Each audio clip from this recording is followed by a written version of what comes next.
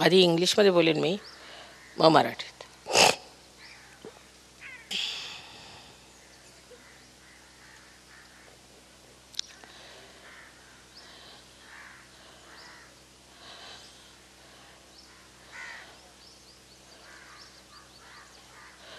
We have come to this place with the idea that we'll be comfortable in the other place as we were before. But you must have known that there's a man who is quite devilish and he has tried to make this funny arrangement just to extract some money from us for doing nothing. What I have to tell you, that we should remember that when we are doing right in these Kruta Yuga, this is the time when the Parama Chaitanya has become active. That's why it is called as Kruta Yuga. At this time, this power is extremely active. They used to torture the saints in this country and every country who were real people. And they used to also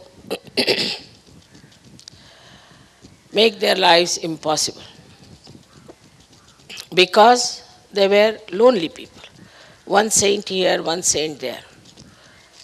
But in these modern times, we are so many. We have so many Sahajogis all over the world.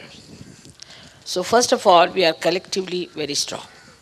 And secondly, the Brahma Chaitanya itself has become active. It's a very great thing, we must realize it within ourselves, that no amount of cruelty,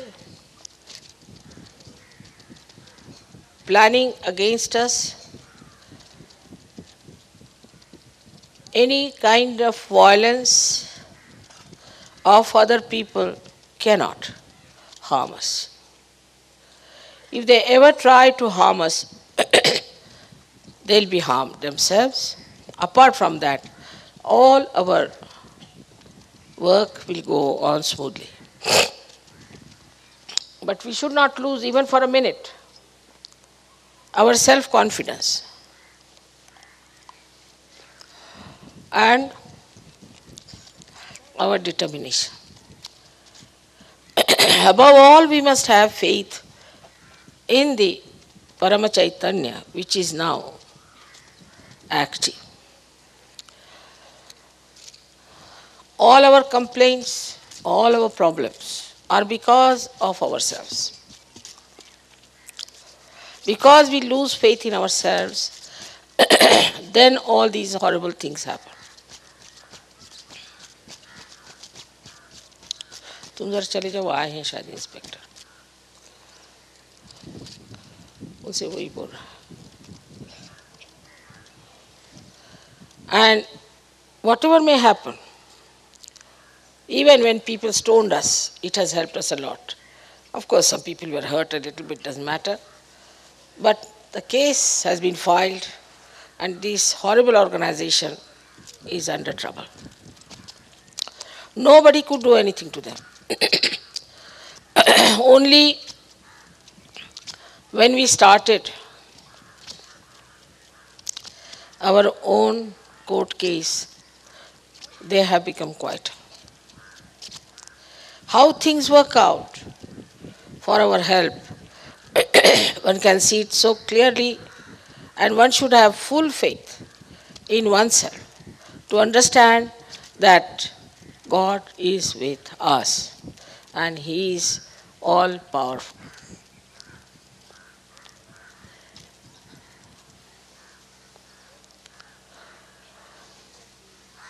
So many examples you can give, and so many examples I can give. And I can tell you that it is only our diffidence which makes problems for us. Now supposing there was a snake. There's nothing to be afraid. No snake can bite any Saj Yogi. They are more sensible than these devilish people. When I was in Gandhi Ashram, we were supposed to get up at 4 o'clock. Gandhiji was a great disciplinarian. He was not like me. So everybody had to take bath, and by 5 o'clock we had to go to the prarthana. And in the prarthana place, we, even reaching there, we could see so many snakes crawling around. We were supposed to just go to the prarthana place without complaining. And sometimes you would find a snake just sitting before you like this. And you were supposed to keep quiet and do the prarthana. But nobody was beaten up. All these years I was there, used to visit that place. I must have seen so many snakes. Otherwise, I have never seen snakes much in life. But that's the only time I have seen snakes sitting just like this before some of the meditators and trying to enjoy their meditation.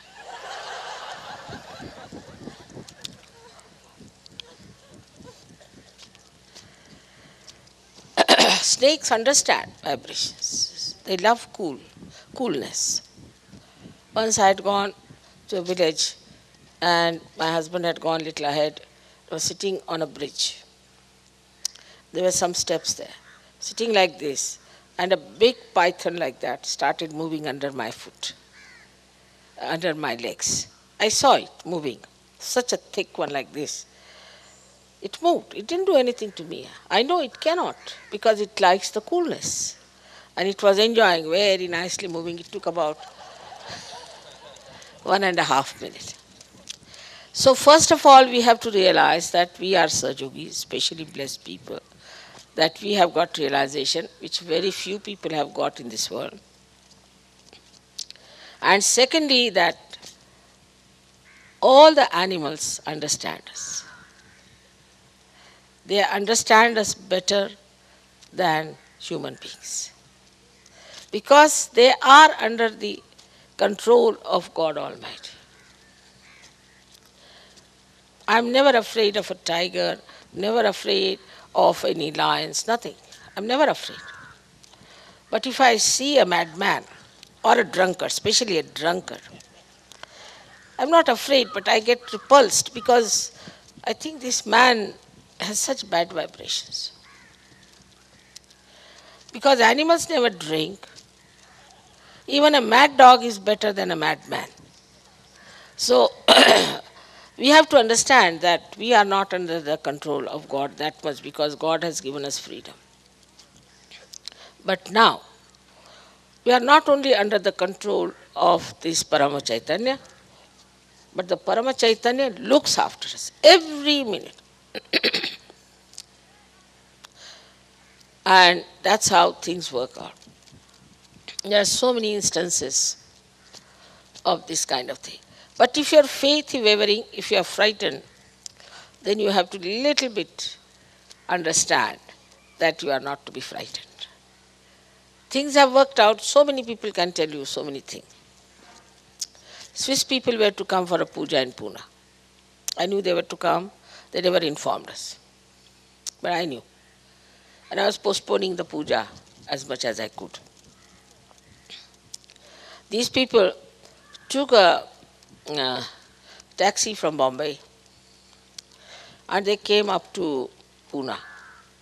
And they wanted to go to Pratishthan. They knew, the taxi fellow knew. Instead of going to Pratishthan, he took them to another place, Bhugao, where we all were camping. And these people saw, so they just got down. He said, no, this is not Pratishthan. He said, this is the place we had to come. And they were just right in time there. I mean, you can all write so many things, how God has helped you in every way possible. Monetarily, as protection, as blessings from all sides. So to solve the problem, we don't have to worry. Actually, we should have no problems at all. some people start thinking that by logical deductions they can find out things. They cannot. Because we are at a level that logic doesn't work. We are at a level where Brahma Chaitanya works and it has its own logic. So do not try to resolve anything by logic. First thing, your connection with the spirit will be lost. Your connection with the joy will be lost. Your connection with the vibrations will be lost. So there is no logical conclusion, but the divine logic takes over. That doesn't mean that you are a slave, but on the contrary, you are the great guest in the kingdom of God. There's a difference between the two attitudes. Supposing I come here, so they want that they should garland me. I can say, I'm not your slave, why should you garland me? They may say, we'd like you to come for a procession. I may say, I cannot come, I'm sorry, I'm free, I will do what I like. How can you decide for? But I am their guest, and they are inviting me to honor, to look after me, for protection. If something you people try to do for my protection, should I say that it is slavery? Of course, you know that I don't need any protection, but still you try to protect me. It's all right, I don't mind, because if that gives you pleasure, I don't mind. And I don't feel that way about it, as if I have become now a slave of all the Sajogis. You fix me up, and I am moving like a shuttlecock all the time. I never grudge, never grumble. All right, accept it, whatever you say. You are not doing to harm me in any way or to be disrespectful, but you are trying to help me out in a way that I should be able to achieve greater capacity to work and a greater facility. How can I not understand that? So you have to have that kind of an intelligence to feel the existence of that all-pervading power all around us. You have seen so many photographs. You have seen on top of your heads there is light. Though mentally you accept that, in the heart you do not. Those people accept in the heart, I know them. And those who do not accept, I know them. Those who accept me never allow me to say, why didn't you do this? Whatever I say, they will do. Because now they have accepted me from their heart. Like yesterday, it was a simple thing. I bought these caps for you. So many didn't buy. I was surprised. I went all the way to buy to protect your heads. Why didn't you buy them? They're worth nothing. 3-4 rupees is what? Nothing. Or the dhotis I bought for you. All the way, I don't mind if you don't want to buy. But surprising, they didn't buy. You could have worn them today and you would have looked very nice. Of course, you have freedom. It's worth nothing. But it shows how far you are there. Mother has bought it with such love. She has selected for us. It's worth nothing. I could have given you them as presents also. But I just wanted to test. And this is how the testing comes. After all, there's no harm in wearing a cap in this heat. It's better to wear the cap. And also to have a dhoti is better because that's the dress of this country. And whatever is the dress of the country, that is more suitable for this country. It's very hot here, and the dhoti, which is a cotton dhoti or even a silk dhoti, is a beautiful thing to wear. I don't want to force anything on you. But it is you who are judged also. That's such a small thing, like a cap. Now, how many of you did not buy the cap? Raise your hands.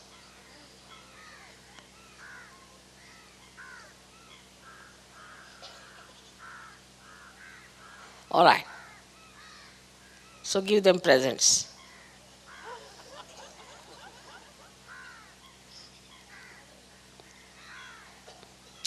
And how many of you didn't buy the dhotis? Should I give you presents? Please buy. Eh? It's finished. All right. So I'll get you more. But they are very comfortable and beautiful. Very nice. So beautiful. You'll enjoy them. All right. So small, small things can express our attention. Very small things. Like such a great sky is there. And when you look at it, every leaf, supposing there's a tree, every leaf can be seen against that sky. In the same way, Sahaja Yoga is such a great thing. But it shows every small curves and every delicate behavior.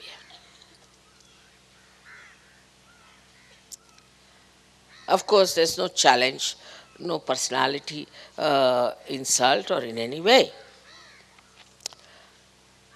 But the more you understand Sahaja Yoga, the deeper you go into it, you will know that everything, whatever is done in Sahaja Yoga, is for your benevolence. Nothing else. It's for your benevolence.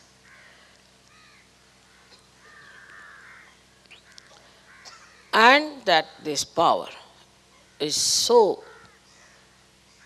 well equipped with everything.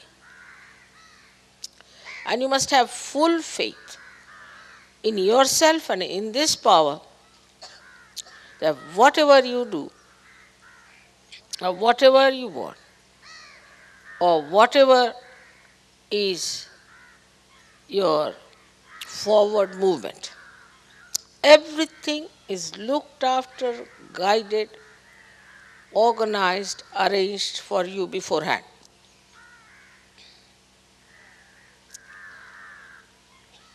Thus, you'll be surprised how you are looked after. Now, especially for ladies, there one of the assets of ladies is to be frightened, and another is to cry. So, of course, I too cry sometimes, but never at my own discomfiture, never at my own pain. Only when others are pained, then my eyes, being collective, start just pouring uncontrolled tears. But for myself, I never cry. For my pain, even if I want to, I cannot. I cannot. Just my body cannot. The second thing you must know, I am also a woman. I am never afraid of anything whatsoever. Of course, animals I have already told you. Except for the drunkard, you don't know how he'll behave because not he is in not senses. I am not afraid of anything whatsoever. In the same way, you have to know that your mother is with you and you should have no fear at all. And then to boast of your fear is nonsensical.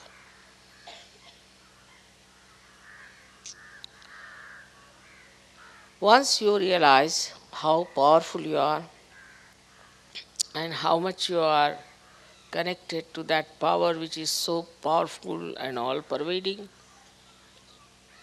which does all the living work, you will never get any one of these funny ideas which are to be left behind. You have to cross the threshold of these conditionings that you have had, just open your heart and see for yourself, where are you sitting? Where have you reached? Under what blessings you are here? May God bless you. मी यांना जे सांगत होते की आपण हे म्हणतो की परमेश्वर सर्वशक्तिमान आहे, असं आपण म्हणतो, म्हणजे आपल्याला माहिती आहे लहानपणापासून आहे, आणि तशी आपण भक्ती करतो, पूजाही करतो, सगळं काही करतो. पण तो किती शक्तिमान आहे त्याची जर आपल्याला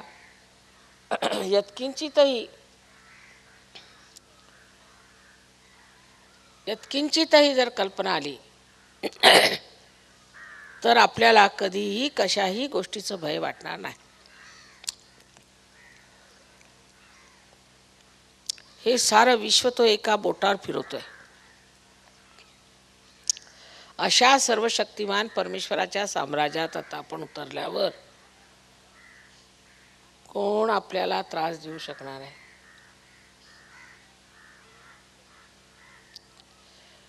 कोणाची अशी हिंमत आहे जो आपल्याला त्रास देऊ शकेल? नुसते तुम्ही त्या माणसाला, त्या जीवनाला, कोणालाही तुम्ही बंधन द्या. अगदी एक बंधनात तो मनुष्य ठिकाणी नाही लागला तर तुम्ही मला कळवा की माताजी आम्ही बंधन दिलं. पण तुमच्यामध्ये स्थैर्य असायला पाहिजे. कारण जर मोडकं तोडकं जर यंत्र असलं तर ते फिरवून काय कामाचं, किंवा रडकं असलं तर त्याहून बदतर. तर ते हिंमतवालं जर तुमचं यंत्र असेल पूर्णपणे, तर कोणाची हिंमत नाही तुमच्या केसाला सुद्धा हात लावण्याची. हे लक्षात ठेवलं पाहिजे. आपल्याला असं वाटतं की परमेश्वर म्हणजे कुठेतरी बसलेला आहे, तसं नाही. सहयोगामध्ये आता तो कृतयुगात उतरलेला आहे. कृतयुग म्हणजे ब्रह्मचैतन्य हे कार्यान्वित झालं आहे, म्हणूनच आम्ही हे कार्य एवढ्याचे सहज करू शकतो. काल आपण पाहिलं की 5 मिनिटात सगळे लोक पार झाले ज्यांनी कधी माझं नाव सुद्धा ऐकलं नव्हतं. हे कसं झालं? मिरवणुकीत सहजच सगळे लोक आले, कुठेतरी आपले बसले आणि सगळेच्या सगळे पार झाले. हे कसं शक्य आहे? पण पार झाल्यावरती त्याच्यात घनात उतरण्याची आपली क्षमता असायला पाहिजे. तसेच आपल्या देशामध्ये अत्यंत कुसंस्काराने आपण गांजून गेलो. धर्माच्या बाबतीत, गुरूंच्या बाबतीत इकडे तिकडे फार त्रास झालेला. तेव्हा आपलं यंत्र दुरुस्त करण्यासाठी सर्वप्रथम आपण या सर्व गोष्टींकडे नजर केली पाहिजे. आणि जसं ज्ञानेश्वरांनी म्हटलं, निरंजन पाहणे म्हणजे बघायचं, फक्त साक्षी स्वरूप होऊन हे सगळं बघायचं. असं का? हेही तुम्ही केलं आहे, तेही तुम्ही केलं आहे का?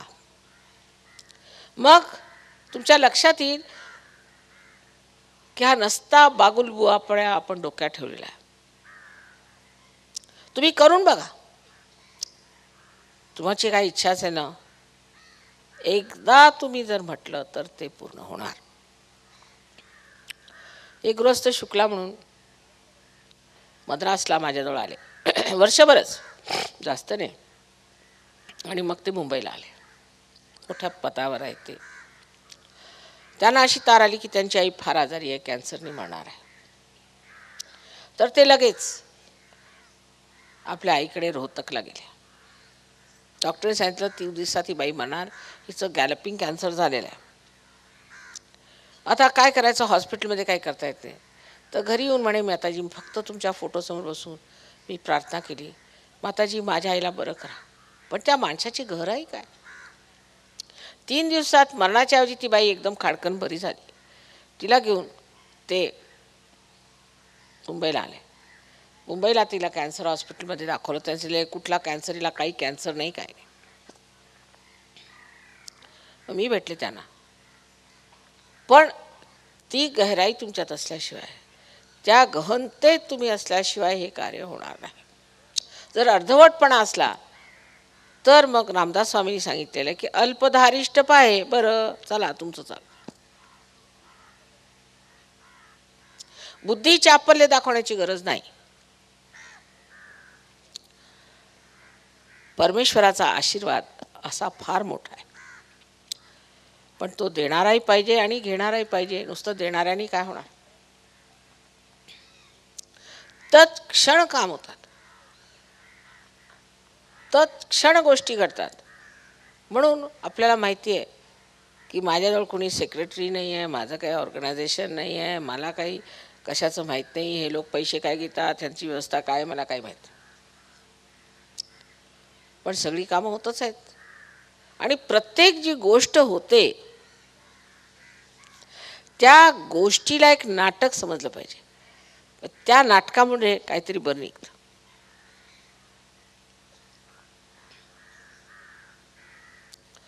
त्याच्यात काही ना काहीतरी फळ मिळणार आहे. काही ना काही कारणाने ते का होत आहे हे तुम्हाला नंतर लक्षात येईल. पण ध्यान धारणेने समर्पित होऊन जोपर्यंत तुम्ही आपल्या त्या गहनतेला शिवत नाहीत किंवा त्याच्यात उतरत नाही, तोपर्यंत आमचं म्हणजे बोलणं सुद्धा बोलाचाच भात बोलाचीच कडी. आणि ह्या रिकामटेकड्या डोक्याला नसते विचार असतात, ते सोडून निर्विचारितेत तुम्ही उतरता आलं पाहिजे. कारण आपली जी आध्यात्मिक प्रगती होते ती फक्त निर्विचारितेत होते, हे लक्षात ठेवलं पाहिजे. विचारांच्या पलीकडे गेल्याशिवाय अध्यात्म बसू शकत नाही. म्हणून ध्यानामध्ये जोपर्यंत निर्विचारिता येत नाही तोपर्यंत आम्हाला काही ध्यान झालेले नाही हे लक्षात घेतलं पाहिजे आणि त्या ध्यानामध्ये आपली प्रगती केली पाहिजे. मी अनेकदा सांगितलं आहे की महाराष्ट्र हा अध्यात्माचा पाया आहे, सर्व जगाचा, विश्वाचा. आणि सर्व जगाला अध्यात्माची पुरवणी ह्या महाराष्ट्रातनं होणार आहे. ह्या लोकांना मी किती म्हटलं तिकडे जाऊया, इकडे जाऊया, तिकडे होईल व्यवस्था, नाही नाही म्हणे, आम्हाला महाराष्ट्रातच जायचं. विशेषतः या महाराष्ट्राची दुर्दशा दिवसाने दिवस खराबच होत चालली आहे. मला त्याची लाज वाटते, पण त्यांना महाराष्ट्रच आवडतं. मला महाराष्ट्रातच जायचं, दुसरे कुठलेच प्रोग्राम बनवत नाही त्याला. कारण ह्यांना चैतन्य दिसतं आहे, माहीत आहे कुठे चैतन्य, आणि आपल्याला अजून दिसतच नाही. आपला सगळा वारसा असून आपण ह्या इतक्या मोठ्या विश्वाच्या कुंडलिनी ज्या देशात आहेत अशा देशात आपला जन्म झाला, ह्या महाराष्ट्रात. आपलीसुद्धा आपल्याला जाणीव नाही, मग परमेश्वराची जाणीव काय होणार? मी काय उगीच सांगत नाही तुम्हाला. आणि महाराष्ट्राची जी संस्कृती आहे, तेव्हा असं म्हणू शकता तुम्ही की भटजी लोकांनी काही खराब केलं असेल आणि हे धर्म अधर्म जातीपाती ह्या नंतर बनवल्या, ह्या जरी मूर्खपणा झालेला असला तरीसुद्धा जी मूल्यतः जी आपली संस्कृती आहेत त्यातले जे विचार आहेत तेच ह्या सर्व जगाला बचावू शकतात. ह्या लोकांच्या संस्कृतीमध्ये नैतिक मूल्ये नाहीत. आणि नैतिक मूल्ये जरी आपल्या नॉर्थ इंडियामध्ये असली तरी मुसलमानांच्या मूर्खपणामुळे त्या लोकांची नैतिक मूल्ये वेगळी आहेत. पण अजून महाराष्ट्रात मी म्हणेन श्री शिवाजी महाराजांना त्याबद्दल आपण धन्यवाद दिले पाहिजेत. आणि आता ह्याच्या पुढे तुम्ही सर्व जर लक्षात घेतलं की आमच्याजवळ जी ही संपदा आहे तिचा फायदा सर्व जगाला होणार आहे, तर आपली जबाबदारी किती मोठी आहे. आपण कसे वागतो हे महत्त्वाचं नाही. आमच्या आतमध्ये किती गहनता आली आहे आणि आमची कुंडलिनी कुठवर आली आहे, तसेच आमच्यामध्ये चैतन्य किती वाहत आहे यावर अवलंबून आहे. तसे मराठी लोक थोडे फटकळच आहेत स्वभावाने, थोडे फटकळ असतात, काही हरकत नाही. बोलताना थोडा फटकळपणा असतो, अजिजी नसते जशी हिंदी भाषेत असेल, आणि परखडपणे बोलण्याची पण इथे व्यवस्था आहे आणि लोक ते पसंत करतात. त्यात काही हरकत नाही. पण हरकत जी येते आपली ती इथे की आम्हाला जे साधू संतांनी एवढं मोठं सांगितलेलं आहे ते न जाणून घेता आम्ही सहयोगात सुद्धा व्रतवैकल्य, उपाशी मरणं, केस भादरून घेणं, काय काय प्रकार आहेत. ह्याचं व्रत त्याचं व्रत, म्हणजे पुष्कळ इथल्या पुरुषांचं असं म्हणणं की आमच्या बायका अजून तेच करतात. 16 सोमवार करायचे. अहो तुमच्या आईनी केले आणि त्यांच्या आईनी केले तर काय मिळवलं त्यांनी? हे कुणी सांगितलं? तुम्ही उपाशी मारा पैसे आम्हाला द्या, असातला प्रकार येतो. आणि उपास करण्याचा इतका शौक आहे महाराष्ट्रात, तर देवाने सांगितलं बरं तुम्हाला उपास करायचा तसंच उपास करा, चला घ्या गरिबी, कारण तुमचा शौकच आहे उपासाचा. तर मग ठीक आहे, उपास करायला पाहिजे ना, मग मरा उपाशी. देवाने सांगितलं बरं घ्या, तुम्हाला उपासच पाहिजे, कशाला? आम्ही तुम्हाला देतच नाही काही, तर मग उपास होणारच, म्हणजे फारच पुण्य लाभेल नाही का? म्हणजे जे उपाशी पोटी आहेत त्यांना काहीतरी विशेष पुण्य लाभतं, अशी जर तुमची कल्पना असेल फार चुकीचं आहे.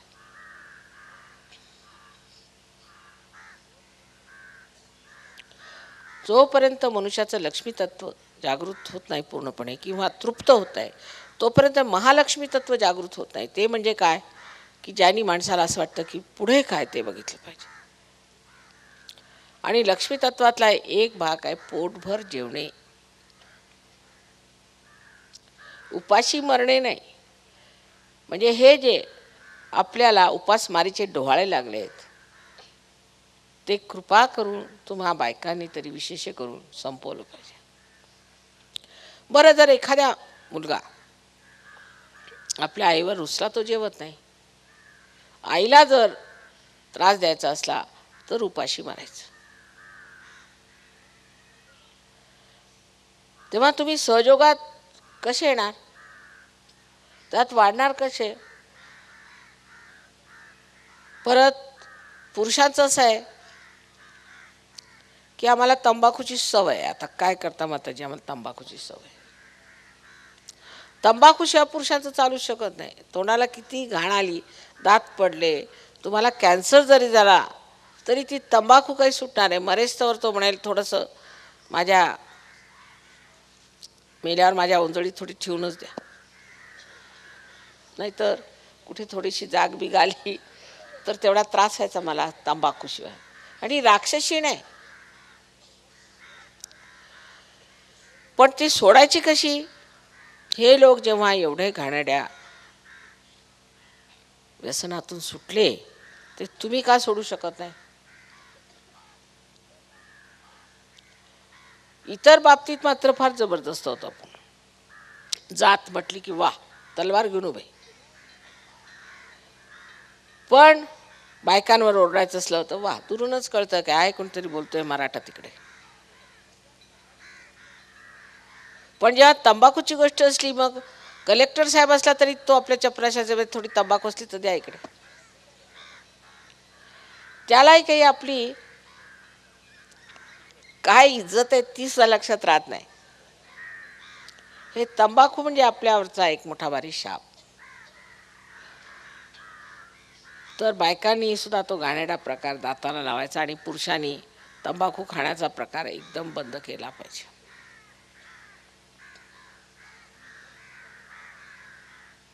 कमीत कमी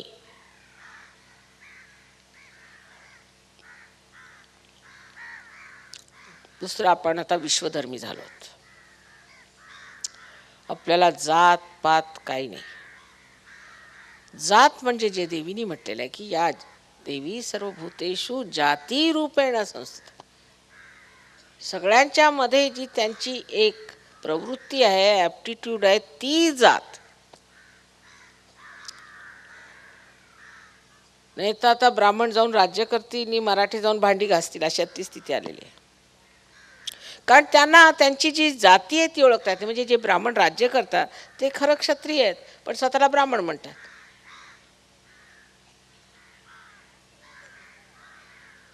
हा सगळा जो घोटाळा आहे तो लक्षात तेव्हाच तुमच्या येईल जेव्हा तुम्ही जाणाल की तुम्ही विश्वधर्मी आहात. विश्वधर्मामध्ये एकच जात आहे, म्हणजे सहयोगी. सहयोगाने सहयोगातच लग्न करायचं. पण अजूनही महाराष्ट्रात पुष्कळशे लोक असे आहेत की ते सहयोगात लग्न करत नाही, बाहेर लग्न करतात. मग झाल्यावर माताजी फार त्रास देतात. हो कशाचा? हुंड्याचा. मग कशाला केलं तुम्ही तिकडे लग्न? आम्ही सांगितलं होतं का? मग आणखीन कशाचा? मारतात म्हणे. असं का? आणि मारून त्यांना पाठवलं घरी मुलींना, तरी परत लग्न करायच्या वेळेला ते सुद्धा जातीतच झालं पाहिजे. तुम्ही विश्वधर्मी झालात आणि विश्वधर्मामध्ये न्याय आहे, अन्याय नाही.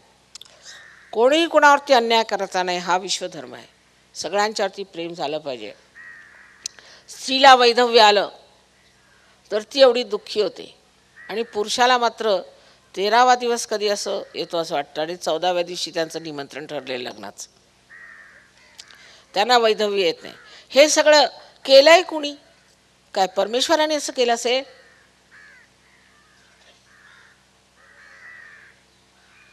सहयोगात आपण वैधव्य मानत नाही. आणि कोण्याही बाईनी डोक्याला जर असा विचार ठेवला असला डोक्यात की मी विधवा आहे, तर ती सहयोगिनी नाही. कपाळाला व्यवस्थित कुंकू लावून यायला पाहिजे. आम्ही वैधव्य मानत नाही, आणि विधवांचे विवाह करणे हे आमचं परम कर्तव्य आम्ही समजतो.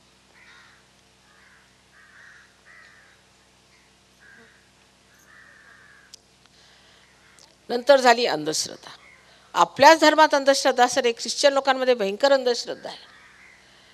आणखी मुसलमानात तर काय विचारायलाच नको. धर्मांधताचे अगदी अवतार आहेत, पण ते समोर दिसतात. हे ख्रिश्चन लोक दिसणार नाहीत, हे गुप्तपणाने आहेत. फारच गुप्तपणाने हे लोक धर्मांध आहेत, ते आपल्याला दिसत नाही. आणि आपण जे आपल्याला भारतीय म्हणतो, ह्यांची जी काही धर्मांधता ते पराकोटीची आहे, त्याला काहीही उत्तरच नाही माझ्याजवळ. पण सगळ्यात जास्त आपण जर दक्षिणेत गेलो तर दिसेल की काय प्रकार चाललेले आहेत तिथे देवाच्या नावावर. अरे काय हे करता तुम्ही देवाच्या नावावर? कशाला हे ढोंग करता? बाईचे केस कापायचे, तिला म्हणायचं तू लोळण घे, संबंध देवळात, आणि त्याच्यावर पाणी होतच चालायचं. भगवत नाही मला. काय काय प्रकार देवाच्या नावावर आपण केलेले आहेत.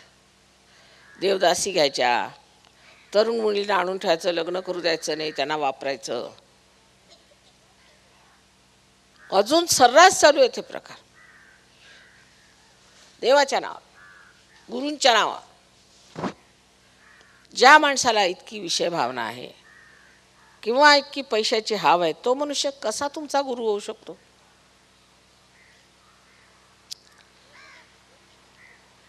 सहयोगात येऊन सुद्धा काही लोक असे आहेत की अजूनही असे बेकार लोकांच्या मागे धावतात आणि त्यांचे त्रास होतात. मग आम्ही ते स्वच्छ करत बसायचं. परत गडबड झाली म्हणजे परत स्वच्छ. म्हणजे आता जन्मभराला आम्हाला हे धंदे लागलेले आहेत.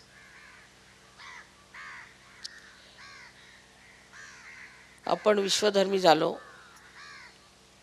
आपलं ह्यांनी पुष्कळ शिकले, पण ह्यांचे आपण थोडंसं शिकायला पाहिजे.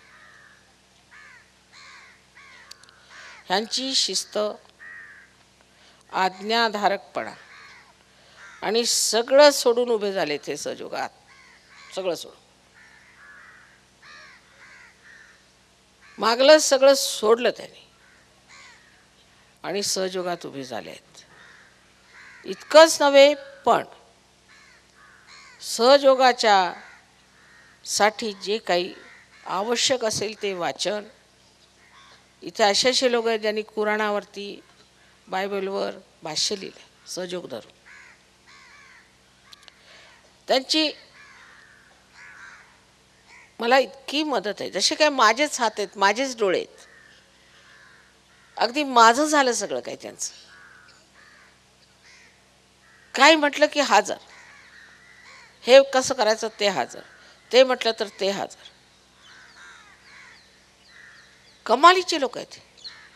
बरं, ह्यांना गणपतीचा गही माहीत नाही, तर हे कुणीतरी फार मोठे लोक त्या देशात जन्माला आले की काय? किंवा ह्यांना हे कार्य असेल की त्या देशांचा उद्धार करायचा, म्हणून हे त्या देशात जन्माला आले की काय?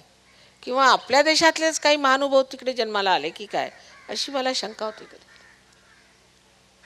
फार विद्वान आहेत, फार शिकलेले आहेत, फार मोठ्या ह्याच्यात राहतात. त्यांची तुम्ही घरं जाऊन बघा, मोटारी आहेत, सगळं काय ऐश्वराम, इथे वाटेल तिथे झोपायला तयार.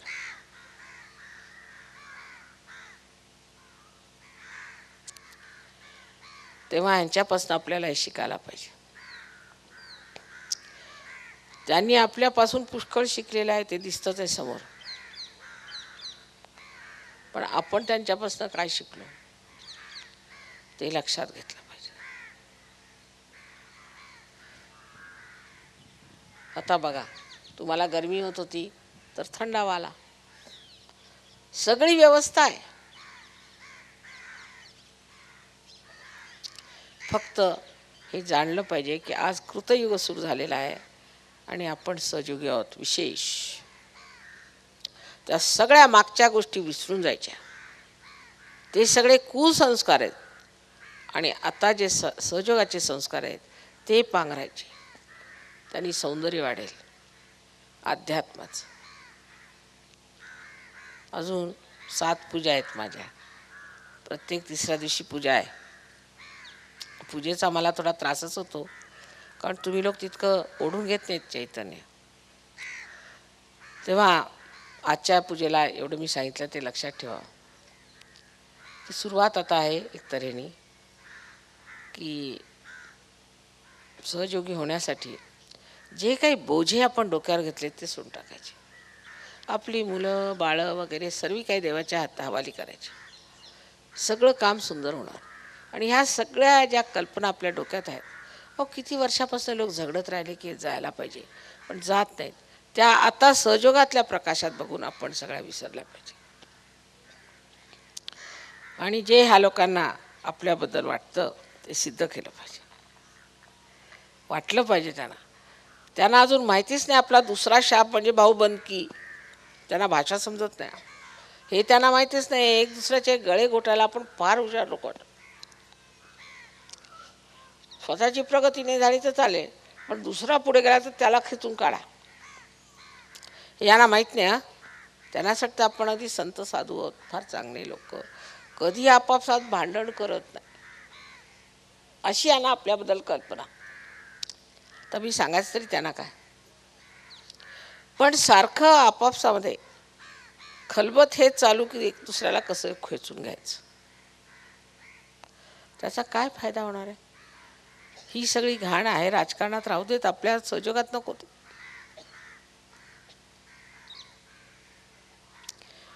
नेहमी मी भाऊबंदकीबद्दल बोलत असते, पण पुष्कळदा ही गोष्ट डोक्यावरून जाते. लोकांना समजतच नाही की आम्ही सहयोगाच्या शक्त्याच मिळू शकत नाही जर आम्ही भाऊबंदकी केली तर. हे मी निक्षून सांगते. नेहमी जेव्हा तुम्ही दुसऱ्याचा विचार करता, तुम्ही असा विचार केला होता की मी त्याच्या जागी असतं तर काय केलं असतं. मी असा नेहमी विचार करते. मी असं जर म्हटलं की आम्ही कशाला मारायचं या लोकांसाठी, आम्हाला काय सहयोगाची गरज आहे का, नाही.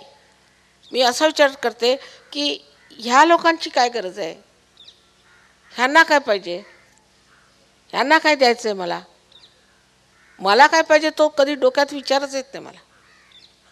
म्हणजे माझं डोकंच वेगळं आहे माझं वाटतं की मला हे पाहिजे की ते. आजपर्यंत मी कधी माझ्या यजमानांना सुद्धा म्हटलं नाही की मला एक वस्तू आणून द्या म्हणून. ते सुद्धा अगदी म्हणतात की तुझ्यासारखी बायको मी पाहिली नाही.